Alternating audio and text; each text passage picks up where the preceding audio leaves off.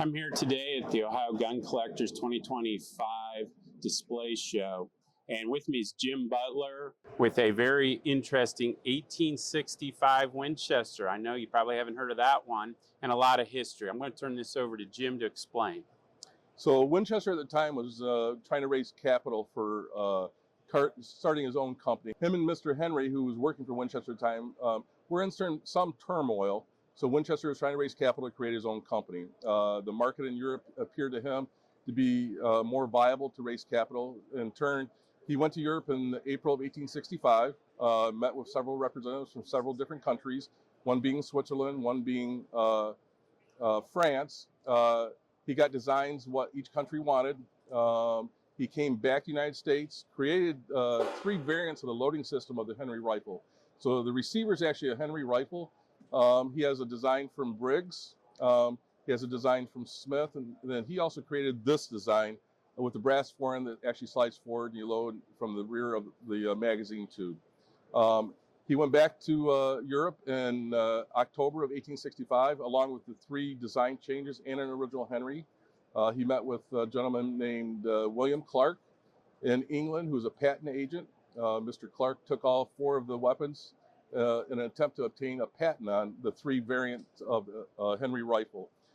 In December 19th, 1865, a patent was issued for all 3 of the variants.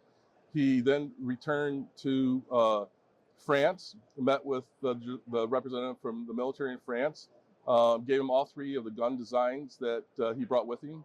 They tested them, and the representative chose to pick the Winchester design, and they ended up doing a 1,000 gun contract. Ultimately, over the next 2 years, 700 of the guns were produced.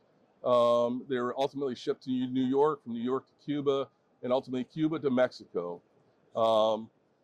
There's only 8 of the guns known anymore.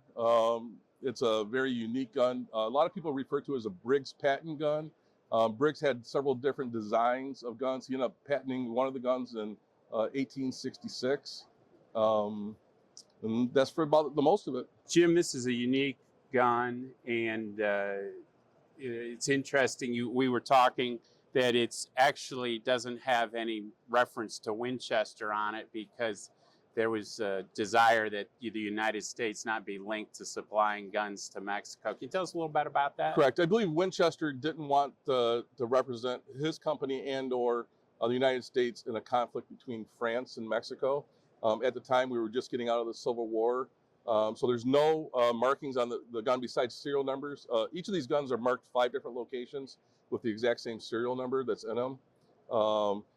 And that's why they were shipped from his New Haven's armed company to New York to Cuba. Cuba at the time was a neutral country, and being a neutral country, they were able to be freely shipped to Mexico. If he shipped them directly to Mexico, he felt that the United States will do an embargo on them because they don't want to be anywhere involved in the conflict between France and Mexico at the time. Some fun history. Very unique gun. Come to our 2026 display show in May and see other treasures like this one. Thanks. Pleasure. Thank you. Appreciate it.